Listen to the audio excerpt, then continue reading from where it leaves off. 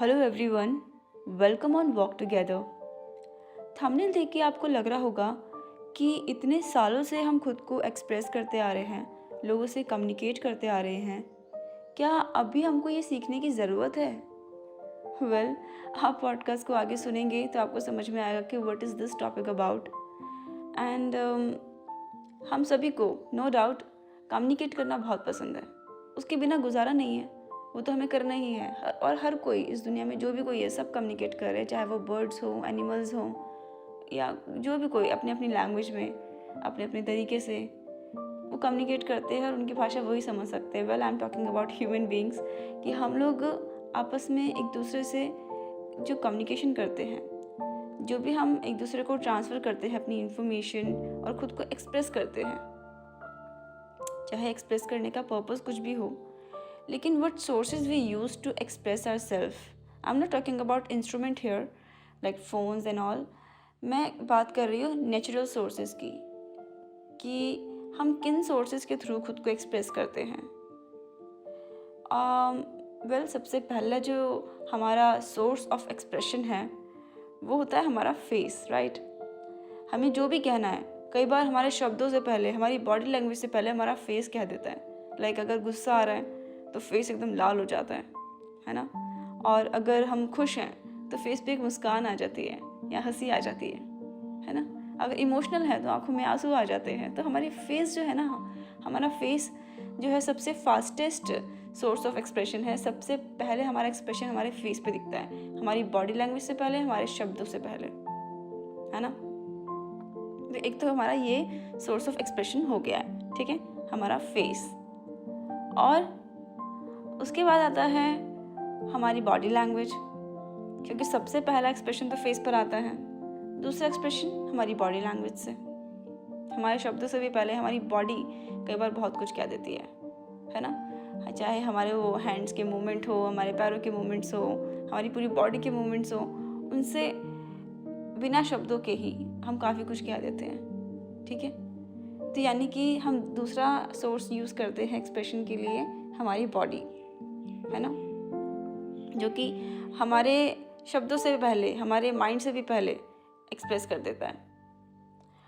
उसके बाद तीसरे नंबर पे आता है हमारे वर्ड्स, राइट। पहले तो हमने खुद को एक्सप्रेस किया फेस के थ्रू, लाइक गुस्सा आ रहा है, फेस के थ्रू खुद को एक्सप्रेस कर रहे हैं, मतलब कि फेस लाल हो गया है हमारा।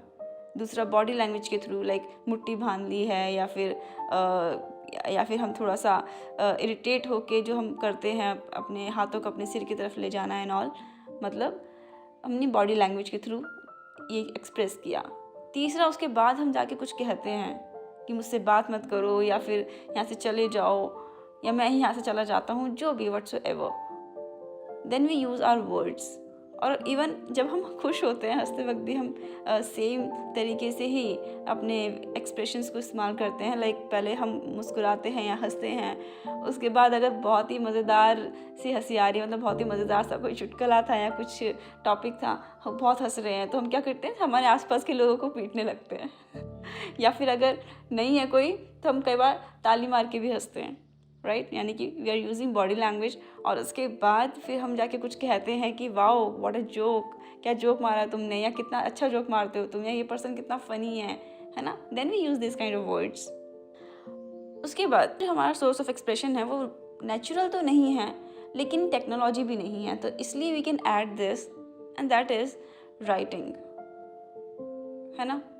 हम लिख के भी खुद को एक्सप्रेस करते हैं, वो चाहे हमें टेक्स्ट मैसेज लिखना हो, चाहे हमें कोई लेटर लिखना हो, चाहे हमें किसी को चिट्ठी लिखनी हो, चाहे हमें जर्नल लिखनी हो या बुक लिखनी हो, है ना, ईमेल लिखनी है ऑफिस की या पर्सनल ईमेल लिखनी है, तो लिखकर भी हम खुद को एक्सप्रेस करते हैं। तो हमारा जो फोर्थ वे ऑफ एक्सप्रेशन है वो है राइटिंग। लेकिन जो हमारा फर्स्ट एक्सप्रेशन है ना, हमारा फेस, इस पे हमारा ज़रा भी कंट्रोल नहीं है। तुरंत हमारे फेस पे हमारे जो अंदर के हाल है ना, हमारे इमोशंस के हाल, वो सब पता चल जाते हैं हमारे फेस पर। तो हमारे फेस पे हमारा बिल्कुल कंट्रोल नहीं है, हम चाह कर भी उधर कंट्रोल नहीं कर पाते, है ना। हाँ, कुछ लोग हैं जो कंट्रोल कर पाते हैं, लेकिन ज़्यादातर हम इसे नहीं कर पाते हैं फेस पे एक्सप्रेशंस को कंट्रोल। और उसके बाद आती है हमारी बॉडी लैंग्वेज। बॉडी लैंग्वेज पे हमारा थोड़ा बहुत कंट्रोल होता है फेस के अकॉर्डिंग, अगर देखा जाए तो थोड़ा बहुत एक्सप्रेशन को हम कंट्रोल कर सकते हैं बॉडी लैंग्वेज को। और उसके बाद आते हैं वर्ड्स। वर्ड्स पे हमारा थोड़ा सा और ज़्यादा कंट्रोल होता है, क्योंकि वर्ड्स जब हम बोलते हैं तो हमें सुनाई भी देते हैं ना, और उससे पहले हमारे माइंड में भी चल रहा होता है कि क्या बोलना है। तो हम कई बार बोलते बोलते थोड़ा सा रुक जाते हैं या थोड़ा समझ जाते हैं कि नहीं, ये नहीं बोलना है। तो हमारा शब्दों के ऊपर थोड़ा बहुत कंट्रोल है, राइट।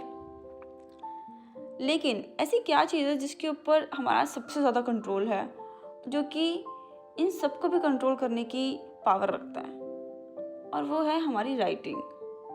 राइटिंग पे हमारा सबसे ज़्यादा कंट्रोल है। होता है ना, कई बार अगर हम किसी से टेक्स्ट मैसेज में अगर बात कर रहे हैं, लाइक व्हाट्सएप पे बात कर रहे हैं, हम कई बार टाइप कर रहे होते हैं और टाइप करते करते हमें समझ आता है कि नहीं नहीं, ये नहीं लिखना है, तो we just press backspace और फिर हम कुछ और टाइप करते हैं, है ना। तो राइटिंग पे हमारा सबसे ज़्यादा कंट्रोल है, क्योंकि हमारा जो माइंड है ना, वो बहुत ज़्यादा तेज़ी से सोचता है। 1 सेकंड के अंदर पता नहीं कितने मल्टीपल थॉट्स आ जाते हैं, और हमारे फेस, हमारी बॉडी लैंग्वेज और हमारे वर्ड्स के अंदर इतनी शक्ति नहीं है कि वो इन थॉट्स को समझ के ये डिसाइड कर सके कि क्या सही है क्या गलत, और वो खुद को कंट्रोल कर सकें, क्योंकि ये भी बहुत जल्दी एक्सप्रेस कर देते हैं खुद को। हमारा फेस ज़रा भी टाइम नहीं लेता खुद को एक्सप्रेस करने के लिए, हमारी बॉडी लैंग्वेज ज़रा भी टाइम नहीं लेती, हमारे वर्ड्स बिल्कुल टाइम नहीं लेते, है ना। कहते हैं ना, अपने शब्दों पे कंट्रोल नहीं है, जो भी मन में आए बोले जा रहे हो। इसीलिए होता है वो, क्योंकि हमें पता ही नहीं हम क्या बोल रहे हैं। हमारे माइंड में जो वर्ड्स बन रहे हैं या जो भी थॉट्स आ रहे हैं और हम जो बोल रहे हैं, उसके बीच में बहुत छोटा सा गैप होता है। उस छोटे से गैप के बीच में ये समझ पाना कि क्या बोलना है क्या नहीं, थोड़ा सा मुश्किल होता है। लेकिन जब हम लिखते हैं तो हमारे थॉट्स की जो स्पीड है और हमारे लिखने की जो स्पीड है वो बिल्कुल मैच नहीं होती है। लिखने में हमें बहुत वक्त लगता है, और जो हम सोचते हैं उसके लिए हमें बहुत ही कम टाइम लगता है। तो वो जो गैप है ना, वो गैप इतना ज़्यादा होता है कि जब हम लिख रहे होते हैं तो हमारे पास बहुत सारा टाइम होता है ये देखने के लिए कि हमने क्या सही सोचा, क्या गलत सोचा, क्या हमें लिखना चाहिए, क्या नहीं लिखना चाहिए, क्या चीज़ है जो दूसरे पर्सन को हर्ट कर सकती है या जिसकी वजह से मेरी बात जो है वो बिगड़ सकती है। तो इसलिए हमें लिखते वक्त बहुत टाइम मिलता है, और ये डिसाइड करना हमारे लिए आसान हो जाता है कि हमें क्या लिखना है क्या नहीं, जिस वजह से हमारा लिखने पे पूरा कंट्रोल होता है, राइट। लेकिन बेस्ट थिंग पता है क्या है, कि अगर हम रेगुलर लिखें ना, एकदम रेगुलर मतलब डेली लिख रहे हैं, तो उससे क्या होता है कि हमारे जो थॉट्स है ना, उस पर हमारा कंट्रोल आने लगता है। क्योंकि हमारे थॉट्स जो है वो बिल्कुल भी सीक्वेंस में नहीं है, बिल्कुल भी अलाइन नहीं है। लेकिन हम लिखते हैं तो हम सीक्वेंस में भी लिखते हैं और अलाइनमेंट के साथ लिखते हैं, अच्छे वर्ड्स यूज़ करते हैं। इवन कई बार नहीं समझ में आ रहा होता तो थोड़ा सा सोचते भी हैं कि क्या वर्ड यूज़ करें, क्या सेंटेंस यूज़ करें, किस तरीके से बोलूं कि दूसरे पर्सन को बुरा भी ना लगे और मैं अपनी बात भी ठीक तरीके से कन्वे कर दूं, है ना। तो लिखते वक्त जो है हमारी ब्रेनस्टॉर्मिंग बहुत अच्छी हो जाती है, जिस वजह से हमारी जो क्वालिटी ऑफ थिंकिंग है ना, वो भी बहुत इम्प्रूव होती है। और जब ऐसा होने लगता है, इस प्रोसेस में थोड़ा टाइम लगता है, लेकिन जब हम रेगुलर इस चीज़ को प्रैक्टिस करते हैं, रेगुलर हम राइटिंग करते हैं, अपनी ब्रेनस्टॉर्म करते हैं, तो उसकी वजह से हमारे थॉट्स जो है वो इम्प्रूव होते हैं।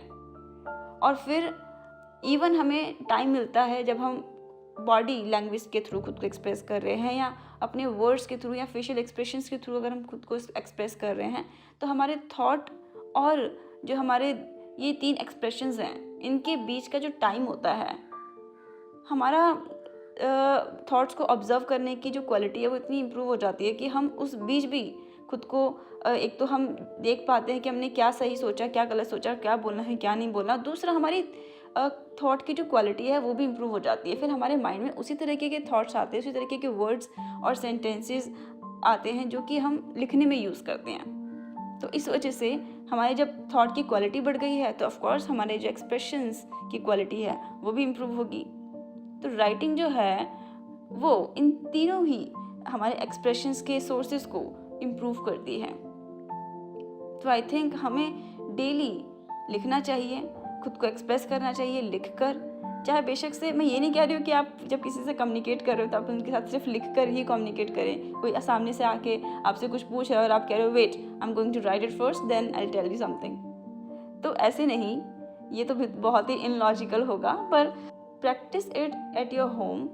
डेली लिखने की प्रैक्टिस कीजिए। लाइक कहते हैं ना कि जर्नल मेंटेन कीजिए। जर्नल मेंटेन कीजिए, पूरे दिन में आपके साथ क्या क्या हुआ और उसको लेकर आपके क्या क्या ओपिनियंस हैं वो लिखिए। ओपिनियंस को लिखना बहुत ज़रूरी है, क्योंकि क्या हुआ उसके लिए आपको सोचना नहीं पड़ता कि क्या हुआ, वो तो हम लिख ही देते हैं। लेकिन उस बारे में लिखना जो नहीं हुआ है, लेकिन आपका जो ओपिनियन है यानी कि थॉट्स किसी चीज़ को लेकर, तो वो लिखते वक्त हम ज़रूर सोचते हैं कि ये कैसा होना चाहिए था या कैसे नहीं होना चाहिए था, या फिर मैं लिखने में इसको कैसे लिखूँ। बोलने में तो हम बहुत कुछ बोल देते हैं, बोलने में तो हम कई बार गाली भी दे देते हैं, लेकिन लिखने में थोड़ा ना हम गाली लिखेंगे। तो इसलिए लिखना जो है, राइटिंग जो है, हमारे थॉट्स को बहुत इम्प्रूव करती है। हमारे जो खुद को एक्सप्रेस करने के तरीका है, स्टाइल है, उसको इम्प्रूव करती है। तो इसलिए प्रैक्टिस राइटिंग। आई होप कि आपको ये आइडिया और ये सजेशन पसंद आया होगा। और इस पॉडकास्ट का सबसे बेस्ट पार्ट आपको कौन सा लगा मुझे कमेंट करके बताइए। अब मिलते हैं नेक्स्ट पॉडकास्ट में, तब तक के लिए बाय बाय।